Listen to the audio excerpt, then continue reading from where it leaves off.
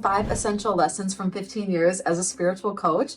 I think many of us feel like I will eventually figure this out and figure out how to grow in my faith and grow spiritually. Eventually, I'll find the Bible reading plan that works for me, or I'll figure out where it fits in my schedule, or I'll go back to church next year after Christmas. For Christmas? Hey, Christmas is coming, right? I'll go to church for that. And we just think that eventually we'll fall into it. It'll click. And I think that's the biggest thing I've learned in my different experiences as a spiritual coach and pastor over the last 15 years is the thing that most of us are missing that I don't think we know we're missing is a coach. Yeah. Do you remember? I know you remember our weightlifting coach in high school, Mr. Solly. Yep. And he used to say, Any excuse will do. That was high school. That was longer ago than I want to admit. But it is locked in my brain. And the other thing he would say, if it were easy, everyone would do it. The point is not the mantras, although both of those are actually very They've good. stuck with Yeah, us. okay. Put it on your lock screen. The point was there were so many days by the end of a long day at school, especially if we were out of season, like it wasn't during the soccer season. The last thing you wanted to do was go to the weight room. And we were on the weightlifting team, so we had to go. A lot of our friends would go hang out there like, hey, we're going to so-and-so's house. We want to do our homework together. We were good kids. They were just doing homework. And we'd be like, we got to go to the weight room. Because Coach Solly was going to be there. And for some of us, our church provides that. Maybe you've been part of Bible studies or small groups at church, but I know a lot of us, this can be really difficult to find. It's probably been the biggest benefit of my online Bible study community is just finally we're all together in one place and I can take all of that weightlifting experience and use it to coach us in like, here's the plan. Here's what we're going to do. And we're going to notice, I'm going to notice if you're not there on the weekend for the Bible study. But we can also get this coaching in other ways through podcasts, through YouTube, through different figures in our lives, books that we've read. I mean, Felicia Masonheimer is a podcast that I would love to recommend to you. She does such a good job of just giving a biblical foundation for some of the things we believe, but she's just really easy to listen to as well. The only problem is Felicia doesn't notice if you don't show up every week on her podcast, right? So there is something about the accountability. Like Coach Solly, he expected us to be there Monday, Wednesday, Friday. It wasn't even every day of the week, right? Yeah. But Monday, Wednesday, Friday, and he had the workout plan. And I think that it was up on the wall above the mirrors. And so it's like, okay, it's Monday, it's upper body, we're doing this. And so, it's Wednesday, it's leg day. Yeah, but you just like, you're like, okay, that's what we're doing. I didn't have to use any brain power, I just had to show up and then it was there. And what happens? You show up, you get into it, and then you're like having fun and it feels good. And people are like, wow, you did that. And like, you're cheering each other on. And you're like, why would I have skipped this? This is awesome. Exactly. And if you've ever gotten into a Bible study or a prayer or a group routine, you feel that. Like you leave the group and you're like, wow, my faith is so encouraged. Like that prayer, I actually feel more hopeful about the future. And so again, there's a number of ways that we can get there. But I just think most of us, when we think about our spiritual life, we don't think in terms of, but who's my coach? Yeah. And so I just want to invite you to consider that. And then you can just even pray and ask the Lord, like, okay, Lord, show me. What does this look like? Are there opportunities in my church or my community or online? D groups are another resource I know a lot of people have taken advantage of. It's an online Bible study group, or Bible Study Fellowship is a national organization, probably international organization that I know a lot of people have participated in. But I would really encourage you to just give that a little thought and maybe just make that mental shift, even if you don't know what that looks like right now, and just be like, yeah, I guess I need the personal trainer. I need the coach. I need the group fitness class. I actually thought like my hair today looks like I could be You could be like, where's the fitness right? instructor. Yeah. I ran into Coach Solly recently. He was like, are you Dawn or Diana? He knew I was a Madsen twin, but he was just like, I'm so sorry. Are you? And I'm like, just the fact that you remembered that and weren't like, I'm sorry, who are you? Because that was 20-some years ago, right? We showed up though. We showed up. Us farm kids, like when we committed to something, we were just like, we're on the team. Other people quit the team. It didn't occur to us that you could quit the team. Would we have quit the team? Maybe if we would have thought a little bit more about it. Number 2 is the thing that you mentioned earlier. When we would get to the gym with Coach Solly, he would have the plan up on the board. So nice. And a lot of us, again, we want to grow, we want to develop the consistency, and maybe we even get up a little early. Or I've been finding myself again, now that my youngest is almost 1, I've been having some quiet mornings again where I'm the first one up, and you're just like, okay, but what do I do? Yeah. And so that's why we need a plan, a Bible reading plan, a prayer routine, because then no matter what happens, if I wake up and I am rubbing my eyes and I am groggy, I know what I'm going to do. Mhm. If I wake up, you know those days you wake up before your alarm and you're like, hello day. Like, this is fun. How often does that happen? Not often. That's why it's like, when it happens, it's like, what are we going to do? You know? And it's like, all right, put in the laundry, quick, unload the dishwasher, and then do my Bible reading plan. Yeah. Because you just have to know like the seasons are going to change. Kids are going to get sick. Christmas is going to come, all the stuff. But day in and day out, even if you don't execute it perfectly, just knowing what you're going to do. Okay. So brand new, hot off the press. I never, ever, ever, ever, ever in a million years would have done this, except Dawn said, oh, just make your own Bible reading plan planner and just have it printed and make it available to people. And I was like, oh, okay. There was a lot of love. Actually, my Bible study community helped me work the pages and figure out the best layout. So new for 2025, this is actually a prototype. Ours are really pretty, is a Bible reading plan and calendar in one, because I hadn't found one. I searched all of the internet and Amazon and everything, and I couldn't find the right reading plan at the right pace with the right planning pages. Man, that was really pretty. It has to be pretty. Otherwise you won't use it, right? Right? What I love about this is even if you don't do all of the Bible reading for the day, it's still at the top of your day right there, and it's still keeping it a priority in your mind. Because you know how, again, life happens and those things just are usually the first things to go. But then when I get back on top of things or I open up to a fresh week, it's like, there it is. I'm ready to start the week strong again. And because how often are you doing your Bible study and then your to-do list comes to mind, so then you can just jot it down, get it out, like, good, capture it, but then continue on with your Bible study. Exactly. So and that was a great idea. I'm so excited. Number 3, we need community. Now, a lot of our friends did bail on the weightlifting team, as previously do you know what mentioned. was even worse than that? Was the gym I worked at, everyone's like, let's run a marathon. That's right. There was 15 people. 15 people that said they were going to run a marathon. Yeah. Guess who was the only person that showed up for the marathon? Dawn even tried to quit the marathon halfway through. She was going to dip out at the halfway point and take the bus back. And she missed it. that. Because it's just not in our DNA. All of a sudden I'm at mile 14 and I'm like, no. What is going on here? Had to run the whole thing, man. Don't stop. You're going to cramp up. Don't stop. You're going to be one of those people on the side of the road. Yeah. Okay. So we need community. This is loaded because, especially the more I've been doing this and just the more I've encountered different people, so many of us have been hurt by the church, by the leadership, by people in the church, by friends who go to church, or just by people in general. And it can be a lot easier right now to just stay home, watch a good show, go to bed early. I saw something that said, what am I doing tonight? I'm in my 40s. I'm getting ready to wake up tomorrow. And it's like, that's kind of, I go to bed earlier now. And there's a lot of reasons. But then also we are living in a culture that has become extremely individualistic. And so you put all these things together and it's never been easier to become isolated. Mm-hmm. And so we actually have to swim upstream to choose to be part of the body. What I am encouraged by is I feel like there's never been more ways, though, to get reconnected with people. Mm-hmm. We have all these organizations. I mentioned Bible Study Fellowship. There's this really cool organization called Moms in Prayer. So you can be part of a group that meets like right in your neighborhood or in your school that are moms that are praying. And I know moms, their kids have aged out, but they're still moms. And so they're like, we're praying. And there's just so many reasons why sometimes an online community can be just a good step for us. Mm-hmm. But again, also, I just feel like there's never been so many different small groups at churches and different things too, where you can kind of meet, where you're at.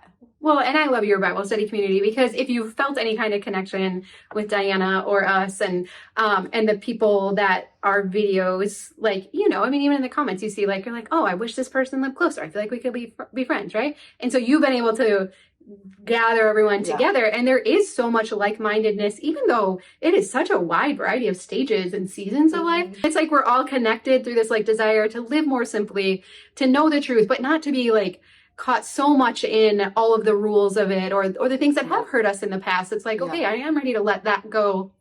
And we don't have to be bound by that anymore. And so it's a really cool, like open-minded, safe place to be, I feel like. And I mean, through my community, I've learned how real video relationships are. Like, there's people I've never been in the same room with, but I mean, our relationship is real and authentic. Or last summer, I was at a wedding and I bumped into two people from an old church, like 2 churches ago.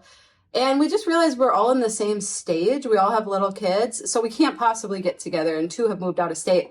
But we started doing a once per week FaceTime call where we would just, for a half hour, we would just pray. And again, I know not everybody's there where you're like, oh, I'm just going to round up people and pray together. But it could just be, we're going to get together and just share our highs and our lows for the week. Like, if that's a better entry point. You know, I bumped into an old coworker and I realized we have a lot in common. And it's like, hey, can we have a phone coffee date? Like, there's just so many ways now to connect. But it takes, again, just like I was saying, let's just switch something in our mind that's like, oh yeah, I do need a mentor or a coach. Let's also, even if it's been painful and even if we're not ready to put ourselves out there, switch something in our mind that's like, I do need other people. I really can't do this alone. Even physiologically, we experience higher stress rates when we're alone, especially if we're consuming media that make us feel fearful. That's intensified if we're alone. And so there's just this is documented. Well documented. But again, even if you're not there, just even like, I like to just write out a prayer and just be like, Lord, I've been hurt. I don't know how I think about this, but Diana says I need people. Can you bring someone? And, you know, and just see what he does. Number 4 is we need simplicity. And Amen. That's right. The minimal mom is here. Because, like, I just always think it's so funny. Do you ever think, like, you choose things and then after a while you realize, like, oh, it kind of chose me and it was kind of the Lord all along? Like, you ended up in family minimalism and simple living. I obviously am a pastor and on the church side of things. We are identical twins. It took us Doesn't look like it right now, but yeah, this is the natural version. I love it. It's fun. I'm just not that funny. I've always loved highlights, and I just feel like I was supposed to be blonde, even though I really trust the Lord fully. Anyway, thanks, Dawn. I don't know how I feel about this 80s hair right now. It's just kind of fun. I like it. It's just a triple barrel curling iron, by the way. It's not a perm. It's not permanent. What was I saying? But you would perm it that way if you could. So it took us a little while to realize that how closely these two things go together. Yeah. And actually how biblical simple living is. And the reason I bring it up here, just from a spiritual context, is I've just realized how we can't do it all. Recently, our ice maker stopped working, so we ended up on the phone. My husband was very kind to conference me, and I was like, can't just one of us figure this out anyway? And it's because I was home. And he was like, can you check the filter? So the guy's like, you got to check the filter, and then you got to vacuum out the condenser every 6 months. Talk about high maintenance. And because he's like, it shows that the fridge was manufactured in 2018. Like, when was the last time it was cleaned? And I was like, 2018. I was like, please don't cancel our warranty. Oh, we did it every 6 months. Yeah. Anyway, so the ice maker started working again when we changed the water filter and vacuumed out the condenser. Anyway, I bring this up because what happened then is I wasn't drinking enough water because I didn't have ice and I was getting headaches. And it's just ridiculous how many silly things like that on a daily basis that we have to juggle. Yeah. And I actually started buying ice at the store because I was like, I don't have time to call, but I just need cold water, so I drink water again. I'm telling you, like, it just was one of those moments where there was too much happening, and I have 4 little kids, okay? Don't get me. You get it, okay? If you know, you know. It's fine. My point is, there are so many things. You go to get the oil change. I mean, he brought out my transmission fluid to show me how dirty it was. And I was And like, the air filter. that could be anybody's. I know. It's like, you probably just use the same air filter every time. Yeah. We'll get it on Amazon, okay? And so So anyway. you won't. And then they're No. going to cancel that warranty. So I told him to too. do it. Yep. I was just like, don't tell. Okay. Anyway, there's a lot. Simple living has never, ever, ever been more important, and it can be hard. It can. And some of us have emotional things that are tied to it, or guilt. Oh my goodness, guilt that like I paid for this and now I'm not using it. And so put on a playlist of the Minimal Moms videos. Do what you can. Okay. There's so many people that have joined my community because they're like, I've simplified and now I finally have room Yeah. to just take care of myself, or some people first they get their spiritual house in order and then they're like, okay, now I have the strength and the inner fortitude and vision. Mhm. Now I don't need the stuff. I have things that are eternal that I'm holding on to and focusing on. And so whatever that looks like for you, know that we're cheering you on, and know that it is so worth it. I'm going to link to the video where I got rid of even more of my kids' toys and they play even better. And our house has stayed picked up. It's been 6 Yeah. weeks at least now. Mhm. We pick up at the end of the night now. I can't even believe that I didn't know this sooner. Well, and I think it's confusing though as Christians because I think often we think we're being wasteful, we're not being good stewards if we let go of stuff that we spent money on. But I would say the opposite. I would say like if any stuff in your house is standing in the way of you having a good relationship with God or with your family, I mean, Yeah. the stress it puts on our physical relationships, that's not worth it, Yeah. right? Like literally go around your house with a black trash bag and get the stuff out, get some peace back in your space. And then I feel like implementing this kind of stuff is so You much have easier. the space and the mental So much capacity for it. Exactly. Mhm. So know that we're cheering you on. It is about to be Christmas around here. I do have my Christmas planning guide that helps you to just simplify. I love Jenny said she sat down and did it with her kids because part of it's like it wouldn't be Christmas without, Yeah. it just kind of talks about traditions and values. And she was like, I was shocked that some of the things I thought were important to them they didn't even care about. Yes. And so they could just yes. like strike that. Oh, Like every year you have to re-ask your kids. Don't assume because 2 years ago this was Yeah. the most important thing. or you're grown Yeah. adult children. Yeah. Like sometimes that changed, or as the grandkids come along. And it was like she thought she needed to do this whole elaborate baking day and stuff. They wanted to watch Polar Express and have pizza. Yeah. We just put so much pressure on ourselves to make everything so Cool, was it? That memorable was like- and magical. And Every year mom makes something because she thinks that's one of the adult kids wants. The adult child's like, I don't have the heart to tell her that I don't want that anymore. I'm like, what if she doesn't want to make it? I know. Okay, so you can download Every the year. planner. Every Yep. year. And it has budgeting in there. Everything you need to plan for Christmas also has new this year a couple of Christmas devotionals. So you can just print those, put them next to the tree, and just when you get a quiet moment, it can just help you to focus on what's most important. Lastly, number 5 is related to number 3 in community. We have to figure out how to walk in forgiveness. And this is even more loaded than community. That's why I put it at the very end, because it is so Ugh. hard. Yeah. And especially if you've been hurt by someone in authority, a lot of times you don't have the opportunity to resolve that. Yeah. Or other people who just like ghosting is such a thing now where people just drop off and you don't hear from them anymore. And a lot of times you don't even know why it happened. We have to learn tools and ways to close that loop in our mind, because otherwise we keep ruminating and rehearsing the conversations and saying, I wish I would have said that. Maybe I should have asked one more time. Oh, it was because I did this one thing, Mhm. but we don't know. And our brain is just trying to figure it out. And so there's some good books. Lisa Turkers has some good books and resources. I do think it's a muscle. I do think it's a way of Yeah. learning to kind of live and put things in perspective, allow people to make their own decisions, even if it hurts you. Yeah. And then like grieve or even just lament that. Yeah, I think lament is probably a good word. Like, Yeah. I thought we were going to be planning graduation parties and weddings together, Yeah. and we're not. So I grieve the loss of the relationship, and then I just lament that we don't go on vacations together Yeah. anymore, or that, we won't have a joint graduation party or Yeah. whatever that might be. And to not be so hard on yourself that when these ripple effects of it come up, like I've had this more recently, like, oh, I thought we were all going to be doing this together. I didn't even think of it to grieve it ahead of time, right? Yeah. But there's nothing wrong with me. Like that's normal, and it's normal that this time of year would bring that up, and Yep. that I would feel sad about that. Especially and, this time of year can bring up a lot of Yeah. things.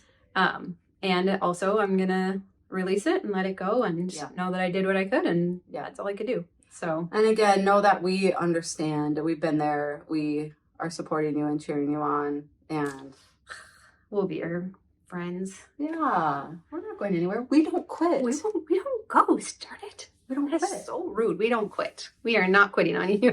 We literally don't know how. Like, I mean, yeah, okay. High five. Mile 21, I'm still there. I got you. I didn't really put this together until recently. Like, we just really don't. Like, a lot of people give in. We don't. We are here Darn for it. you, okay?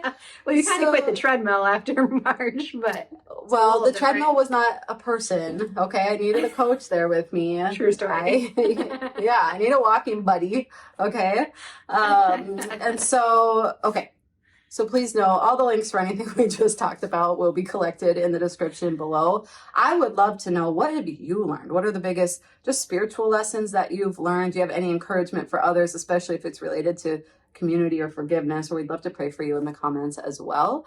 And again, grab that Christmas planner if it's helpful, and just know that you can have a meaningful Christmas season. And especially if there are difficult relationships or things that you're grieving, you have to scale back. You have to go easy on yourself. And again, we're going to be here along for the ride to support you. So Father, I thank you so much for this time. Lord, thank you that even through these videos, Lord, that we can coach each other. We can add strength to one another and accountability, Lord. So I thank you for this community. I thank you for technology and the opportunity to connect across the miles and across the world.